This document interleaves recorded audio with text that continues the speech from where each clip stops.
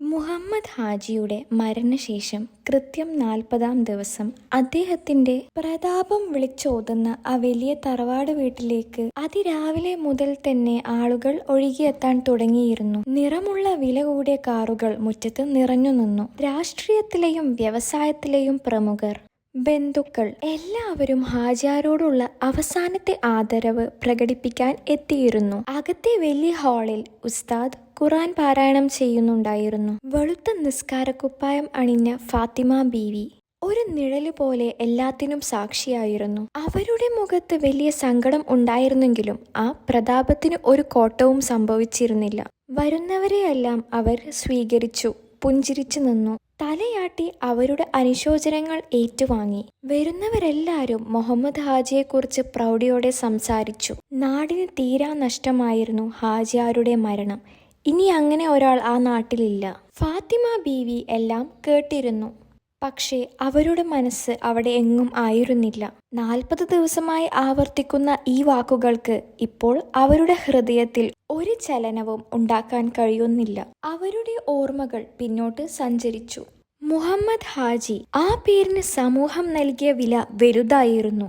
ഗൗരവക്കാരൻ, ആർക്കും എളുപ്പത്തിൽ പിടികൊടുക്കാത്തവൻ. അദ്ദേഹത്തിന്റെ ബിസിനസ് സാമ്രാജ്യം പോലെയായിരുന്നു സ്വഭാവം, ഉറച്ചതും വിട്ടുവീഴ്ച ഇല്ലാത്തതും. അദ്ദേഹത്തിന്റെ കൂടെ പൊതുവേദിയിൽ ചെല്ലുമ്പോൾ തനിക്ക് ലഭിച്ചിരുന്ന ആദരവും ബഹുമാനവും ഫാത്തിമ ബീവി വളരെയധികം ആസ്വദിച്ചിരുന്നു. ആ വലിയ മനുഷ്യന്റെ ഭാര്യ എന്ന പദവി അവർക്കു നൽകിയിരുന്ന സുരക്ഷിതത്വവും പ്രതാപവും ചെറുതായിരുന്നില്ല. പക്ഷേ ആ വലിയ വീടിന്റെ 4 ചുവരുകൾക്കുള്ളിൽ അവർ അനുഭവിച്ച ഒരുതരം ഏകാന്തത ഉണ്ടായിരുന്നു. സ്നേഹത്തേക്കാൾ കടമകൾക്ക് പ്രാധാന്യം നൽകിയ ജീവിതം. അദ്ദേഹത്തിന് എപ്പോഴും ഓരോ തിരക്കുകളായിരുന്നു. പ്രാർത്ഥനകൾ അവസാനിച്ചു. ആളുകൾ ഭക്ഷണത്തിനായി പിരിഞ്ഞു. വലിയ ആൾക്കൂട്ടം ഉണ്ടായിരുന്നെങ്കിലും അവർക്ക് ഒറ്റപ്പെട്ടതായി തോന്നി. ആത്മാർത്ഥത ഇല്ലാത്ത മുഖങ്ങൾ ചുറ്റും. അവർക്ക് ശ്വാസം മുട്ടുന്നത് പോലെ തോന്നി. അക്ബർ, എനിക്കൊന്ന് ഖബർസ്ഥാന് വരെ പോകണം, അവർ അടുത്തുനിന്ന സഹോദരനോട് പറഞ്ഞു. ഈ സമയത്ത് തനിച്ചൊന്നും അങ്ങോട്ട് പോണ്ട, ഞാൻ വരാം അന്റെ കൂടെ. വേണ്ട, എനിക്ക് തനിച്ചു പോയാൽ മതി, ഫാത്തിമ ബീവി ഉറച്ച ഭാവത്തിൽ പറഞ്ഞു. ആൾക്കൂട്ടത്തിന്റെ കണ്ണു വെട്ടിച്ച് ആരുടെയും സഹായമില്ലാതെ അവർ പുറത്തേക്കിറങ്ങി. ഡ്രൈവർ കാറുമായി തയ്യാറായി നിന്നിരുന്നു. ബീവി, ഒറ്റയ്ക്ക് പോണ്ട, ഇങ്ങളെ ഞാൻ അങ്ങോട്ട് കൊണ്ടുപോയി ആക്കിത്തരാം. വേണ്ട, ഞാൻ ഒറ്റയ്ക്ക് നടന്നു പോയിക്കോളാം. തറവാട്ടുപറമ്പിന്റെ അതിരിലുള്ള പള്ളിയോട് അനുബന്ധിച്ചുള്ള ഖബർസ്ഥാനിലേക്ക് അവർ നടന്നകന്നു. 40 ദിവസമായിട്ട് അവരുടെ മനസ്സിൽ ഒതുക്കി വെച്ചിരുന്ന വിഷമങ്ങൾ പുറത്തു വന്നു. ആരും കൂടെയില്ലാതെ ഒറ്റയ്ക്ക് അദ്ദേഹത്തിന്റെ ഖബറിനരികിലിരുന്ന് ഒന്ന് കരയണം. അതായിരുന്നു ഫാത്തിമ ബീവിയുടെ മനസ്സിൽ. ഖബർസ്ഥാനിന്റെ ഗേറ്റ് കടക്കുമ്പോൾ ഒരു ചെറിയ കാറ്റ് അവരെ തഴുകി. സമയം അല്പം വൈകിയിരുന്നു. ആരും അവിടെ ഉണ്ടാകില്ലെന്നാണ് അവർ കരുതിയത്. പക്ഷേ അവിടെ ഒരാൾ ഉണ്ടായിരുന്നു. മുഹമ്മദ് ഹാജിയാരുടെ ഖബറിന് മുകളിൽ തല ചാഴ്ച്ച് മെലിഞ്ഞുണങ്ങിയ ഒരു പയ്യൻ. അവൻ പൊട്ടിക്കരഞ്ഞുകൊണ്ടിരിക്കുകയായിരുന്നു. കീറിപ്പറഞ്ഞ വസ്ത്രങ്ങൾ, വെയിലേറ്റുവാടിയ മുഖം. അവന്റെ തേങ്ങലിന് ആഴമുണ്ടായിരുന്നു. താൻ ഇത്രയും ദിവസം ഉള്ളിലൊതുക്കിയ കണ്ണീരിനേക്കാൾ ചൂടുണ്ടായിരുന്നു അവന്റെ കണ്ണീരിന്. അവർ അവന്റെ അടുത്തേക്ക് നടന്നു. ആരോ പിന്നിന്ന് വരുന്ന ശബ്ദം കേട്ട് അവൻ നെട്ടിത്തിരിഞ്ഞു നോക്കി. ഫാത്തിമ ബീവി അവനോട് ചോദിച്ചു, നീ ആരാണ് മോനെ? ഇവിടെ എന്താ കാര്യം? വിറക്കുന്ന ചുണ്ടുകളോടെ അവൻ പറഞ്ഞു, ഇങ്ങേരെനിക്ക് വല്യുപ്പാനെ പോലെ ആയിരുന്നു. ഇതുകേട്ട് ഫാത്തിമ ബീവി നെട്ടിപ്പോയി. വല്യുപ്പയോ? സമൂഹത്തിലെ ഉന്നതരുമായി മാത്രം ഇടപഴകിയിരുന്ന, പേരക്കുട്ടികളോട് പോലും ചിരിക്കുന്നതിൽ പിശുക്ക് കാണിച്ചിരുന്ന തന്റെ ഭർത്താവിനെയാണോ ഈ പയ്യൻ വല്യുപ്പ എന്ന് വിളിക്കുന്നത്? അവർക്ക് വിശ്വസിക്കാനായില്ല. തനിക്കറിയാത്ത എന്തോ വലിയ രഹസ്യമുണ്ടെന്ന് അവർക്ക് തോന്നി. അവിടെ ആ ഖബറിന്റെ അടുത്ത് ആ പയ്യന്റെ മുന്നിൽ നിൽക്കുമ്പോൾ താൻ ചെറുതായതുപോലെ അവർക്ക് തോന്നി. ആ പയ്യന്റെ വാക്കുകൾ ഒരു കനൽ പോലെ ഫാത്തിമ ബീവിയുടെ ഹൃദയത്തിൽ വീണു. വീട്ടിൽ തിരിച്ചെത്തിയപ്പോഴും ആ വാക്കുകൾ അവരുടെ മനസ്സിൽ മുഴങ്ങിക്കൊണ്ടേയിരുന്നു. എല്ലാവരും ചടങ്ങുകൾ കഴിഞ്ഞു പോയിരുന്നു. ആളൊഴിഞ്ഞ ആ നിശബ്ദത അവരെ ഭയപ്പെടുത്തി. ആ വീടിന്റെ ഓരോ മുക്കും മൂലയും ഭർത്താവിന്റെ ഓർമ്മകൾ കൊണ്ട് നിറഞ്ഞിരുന്നു. പക്ഷേ ഇപ്പോൾ ആ ഓർമ്മകൾക്കെല്ലാം അവർക്കറിയാത്ത ഒരു മുഖം കൂടി ഉണ്ടെന്ന് അവർക്ക് തോന്നി. അന്ന് രാത്രി അവർക്ക് ഉറങ്ങാൻ കഴിഞ്ഞിരുന്നില്ല. ആ പയ്യന്റെ കരഞ്ഞുകൊണ്ടിരിക്കുന്ന മുഖം അവരുടെ മനസ്സിൽ നിന്ന് മാനില്ല. ആരാണ് ആ പയ്യൻ? എന്തായിരിക്കും അവൻക്ക് വേണ്ടത്? ഇനി വല്ല തട്ടിപ്പുകാരനായിരിക്കുമോ? പക്ഷേ ആ കണ്ണുകളിലെ നിഷ്കളങ്കമായ വേദന ഒരു തട്ടിപ്പുകാരൻ്റേതായിരുന്നില്ല. അതിന് ആത്മാർത്ഥതയുടെ ആഴമുണ്ടായിരുന്നു. പിറ്റേന്ന് രാവിലെ പതിവില്ലാതെ അവർ അവരുടെ ഭർത്താവിൻ്റെ ഓഫീസ് റൂമിലേക്ക് പോയി. അവരുടെ ജീവിതത്തിൽ ആദ്യമായിട്ടായിരുന്നു അവർ ആ മുറിയിലേക്ക് തനിച്ച് കയറുന്നത്. അദ്ദേഹം ജീവിച്ചിരുന്നപ്പോൾ അവിടെ ആർക്കും കയറാൻ അനുവാദം ഉണ്ടായിരുന്നില്ല. ഫാത്തിമ ബീവി അവിടെ ഉണ്ടായിരുന്ന ഫയലുകൾ ഓരോന്നായി തുറന്നു നോക്കി.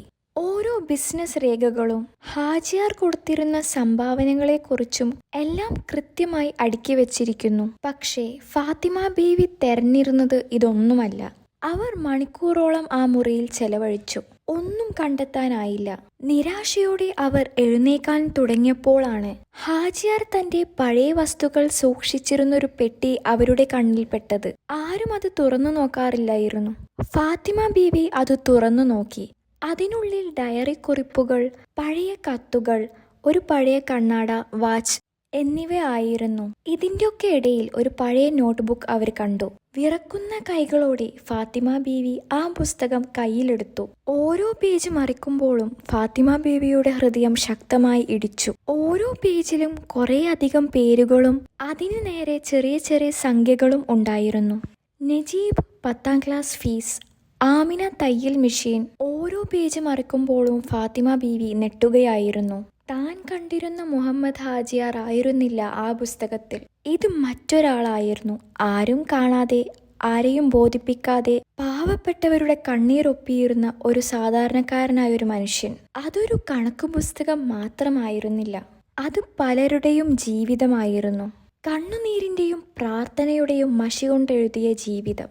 ഒരു പേജിൽ ഇങ്ങനെ കുറിച്ചിരുന്നു: ഇന്ന് റഷീദിന്റെ പലചരക്ക് കട തുടങ്ങി. അവന്റെ കണ്ണുകളിലെ തിളക്കം കണ്ടപ്പോൾ വർഷങ്ങൾക്ക് മുന്നേ വാപ്പയുടെ കൈപിടിച്ച് ആദ്യമായി പട്ടണത്തിൽ പോയതാണ് എനിക്ക് ഓർമ്മ വരുന്നത്. മറ്റൊരു പേജിൽ ആമിനിയുടെ ഉമ്മ ഇന്ന് കുറേ പ്രാർത്ഥിച്ചു. തയ്യൽ മെഷീൻ കിട്ടിയപ്പോൾ ആ കുട്ടി കരയുകയായിരുന്നു. കഴിഞ്ഞ ആഴ്ച ഫാത്തിമ ഒരു പുതിയ സാരിക്ക് വേണ്ടി വാശി പിടിച്ചപ്പോൾ ഞാൻ ചൂടായി. ആ പൈസ ഉണ്ടെങ്കിൽ കുറേ പാവപ്പെട്ടവരുടെ ജീവിതം രക്ഷിക്കാമായിരുന്നു. എൻ്റെ ഫാത്തിമയോട് ഞാൻ ചെയ്യുന്നത് ശരിയാണോ? ഈ കാര്യം അവളടുത്ത് നിന്ന് മറച്ചു വെക്കുന്നത് തെറ്റല്ലേ? പക്ഷേ അവൾക്കിതൊന്നും താങ്ങാനാവില്ല. അവൾ വളർന്ന സാഹചര്യങ്ങൾ അതാണ്. ആ വരികൾ വായിച്ചപ്പോൾ ഫാത്തിമ ബീവിയുടെ കണ്ണുകൾ നിറഞ്ഞൊഴുകി. അവർ ആ പുസ്തകം നെഞ്ചോട് ചേർത്ത് വെച്ച് ഒരുപാട് നേരം കരഞ്ഞു. ആ കണ്ണുനീരിൽ പശ്ചാത്താപം ഉണ്ടായിരുന്നു. ഇത്രയും കാലം താൻ ആരുടെ കൂടെയാണ് ജീവിച്ചിരുന്നതിന് എന്ന് അവർക്ക് ഇപ്പോൾ ഒരു ഉത്തരം കിട്ടി. താൻ ജീവിച്ചത് ഒരു മനുഷ്യന്റെ കൂടെ ആയിരുന്നില്ല, ഒരു നിഴലിന്റെ കൂടെ ആയിരുന്നു. യഥാർത്ഥ ഹാജിയാർ ജീവിച്ചിരുന്നത് ആ പാവപ്പെട്ടവരുടെ ഹൃദയത്തിലായിരുന്നു. ആ രാത്രി അവർ ഒരു തീരുമാനമെടുത്തു. ഈ രഹസ്യം ഇനി ഒരു രഹസ്യമായി തുടരാൻ പാടില്ല.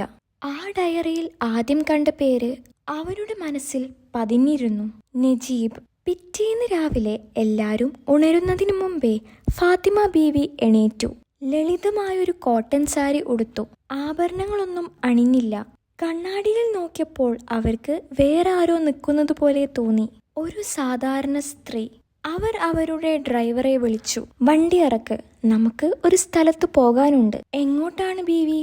തീരത്തേക്ക്, അവർ പറഞ്ഞു. ടാറിട്ട റോഡുകളിൽ നിന്ന് മാറി ഇടുങ്ങിയതും പൊട്ടിപ്പൊളിഞ്ഞ റോഡിലേക്കും തിരിഞ്ഞപ്പോൾ ഡ്രൈവർ സംശയത്തോടെ അവരെ തിരിഞ്ഞു നോക്കി.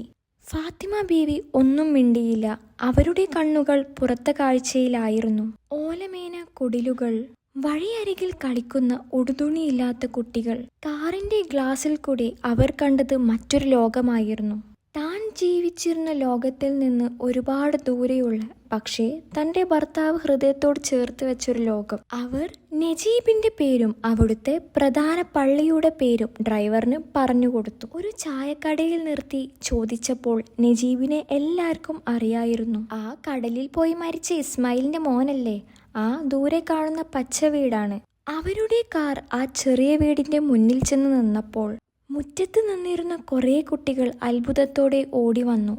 ആ വീടിന്റെ വാതിൽക്കൽ ഒരു സ്ത്രീ നിൽക്കുന്നുണ്ടായിരുന്നു. നജീബിന്റെ ഉമ്മ. അവരുടെ മുഖത്ത് ഒരു ഭയം ഉണ്ടായിരുന്നു. ഞാൻ മുഹമ്മദ് ഹാജിയാരുടെ ഭാര്യയാണ്. ആ വാക്കുകൾ കേട്ടതും ആ സ്ത്രീയുടെ കണ്ണ് നിറഞ്ഞു.